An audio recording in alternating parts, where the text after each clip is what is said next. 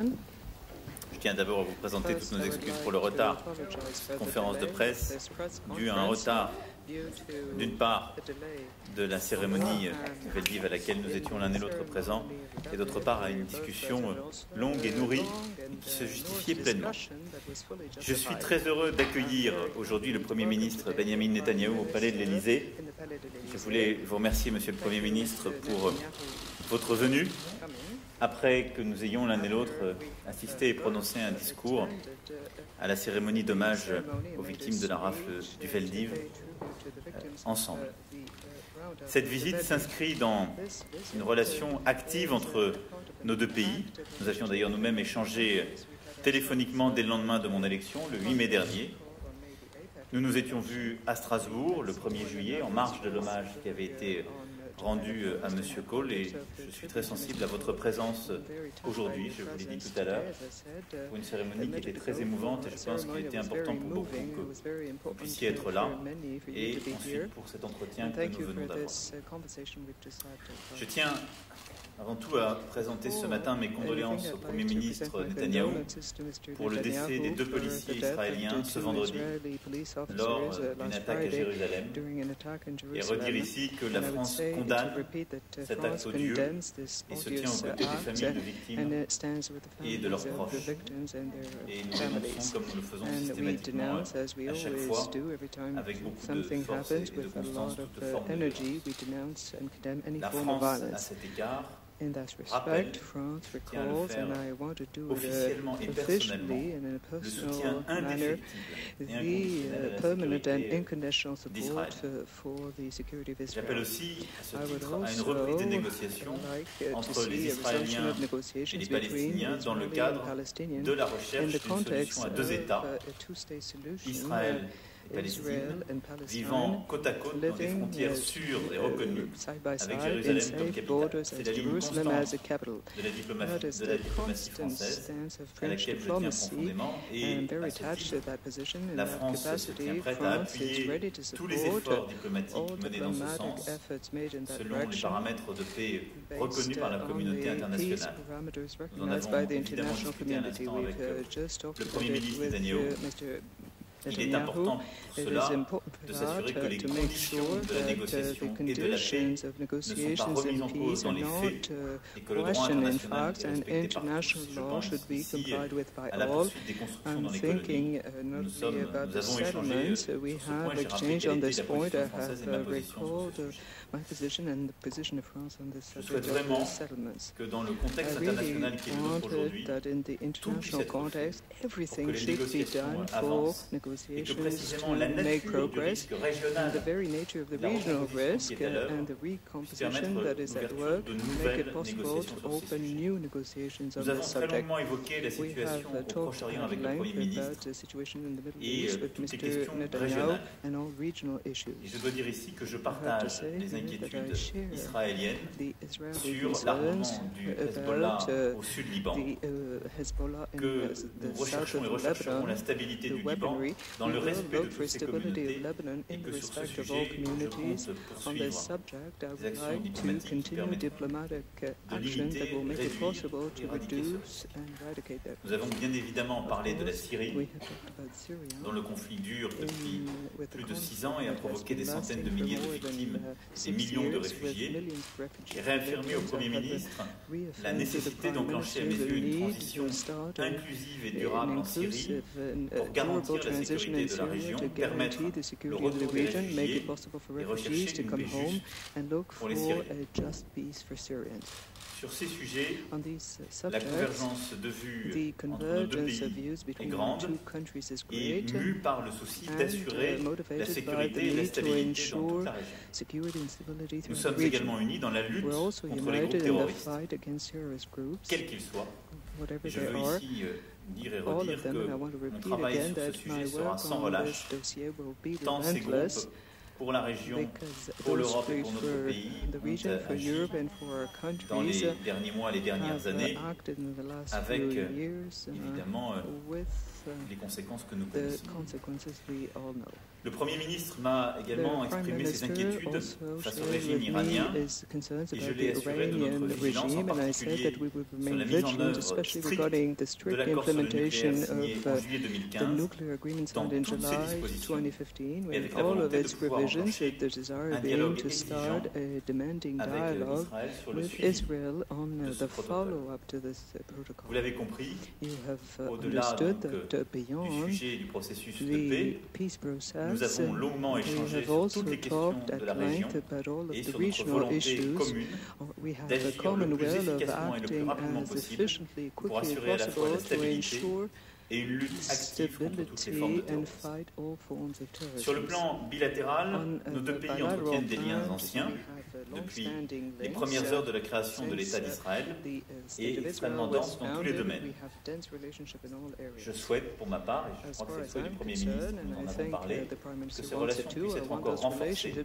Aussi, dans les prochains mois, je demanderai au ministre de l'économie de se rendre avec une délégation d'entreprise pour étendre justement dans les différents domaines ces liens. Je m'étais moi-même rendu l'été 2015 au congrès d'ILD de Tel Aviv et j'avais pu voir la vitalité de l'écosystème israélien. Je souhaite que cette visite puisse se tenir rapidement et je me rendrai moi-même dans les prochains mois à l'invitation faite par le Premier ministre à laquelle je suis très sensible, mais qui permettra à la fois sur les sujets économiques comme sur les sujets de sécurité de pouvoir continuer à échanger.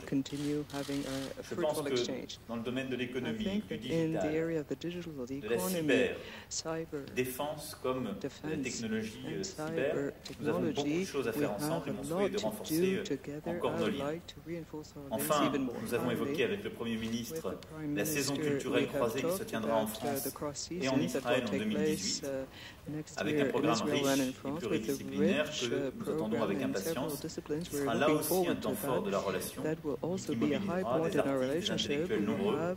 J'avais eu l'occasion de les rencontrer lorsque je m'étais rendu en Israël à l'été 2015 et je souhaite que nous puissions aussi utiliser cette saison comme un élément d'intensité et d'illustration de cette relation. Voilà, mesdames et messieurs, ce que je souhaitais ici rappeler suite aux échanges que nous venons d'avoir avec le Premier ministre Netanyahou et avant de nombreux échanges que nous nous apprêtons à avoir pour pouvoir faire le suivi de cette discussion en lui redisant la joie et l'honneur qui ont été les miens aujourd'hui de le recevoir à Paris.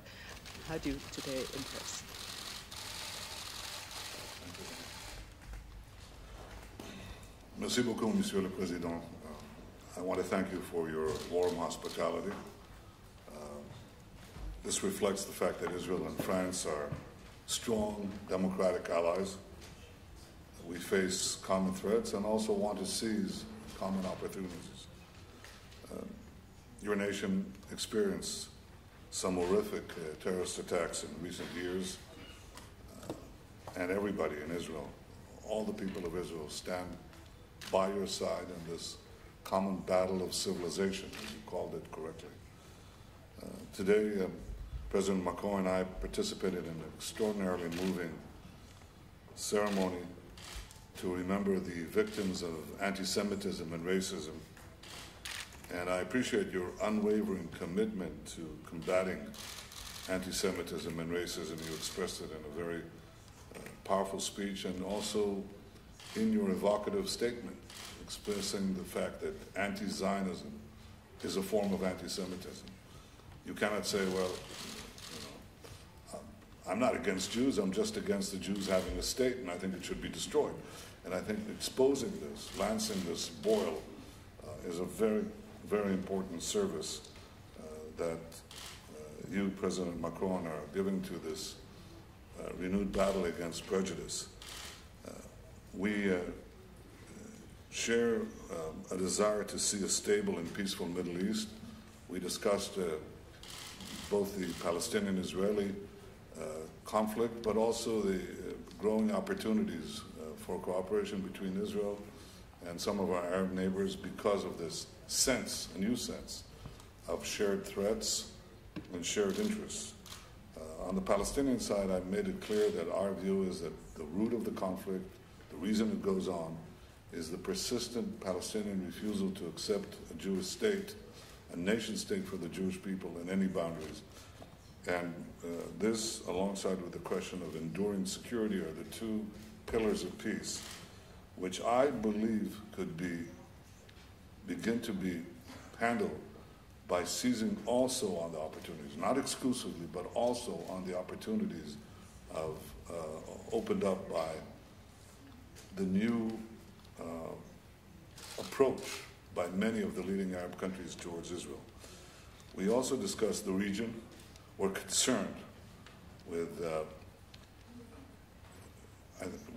any form of militant aggression, whether it comes from ISIS, which is being degraded, or by Iran, which is not. We discussed the opportunity to participate, to cooperate economically in third countries. We already have such cooperation in one African country, and we discussed the possibility, which the President views favorably as I do, of expanding this to other countries, as we do with other European countries, with Germany and with Italy. We think the possibility of assisting the French effort to help the African countries help themselves is vast because of France's enduring ties in Africa, ties that were expressed by your visits, President Macron. And I think this is an opportunity that is a natural one, lends itself to immediate expansion. We discussed having your foreign minister and mine, that's me, I'm the foreign minister, work together so we can actually make some very rapid progress on this. We believe that there is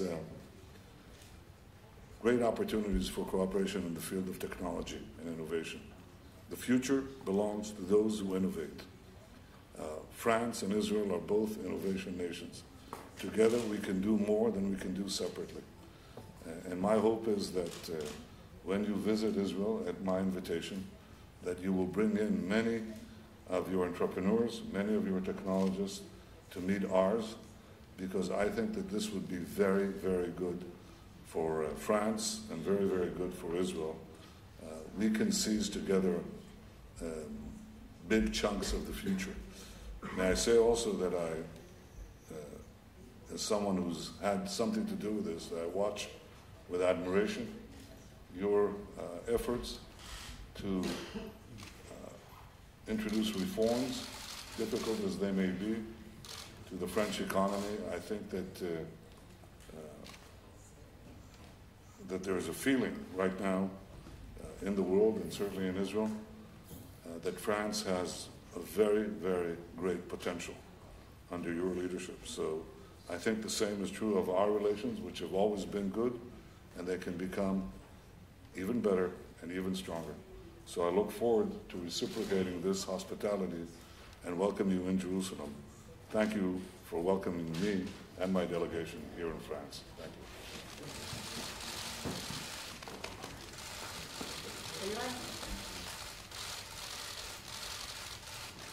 Merci à vous.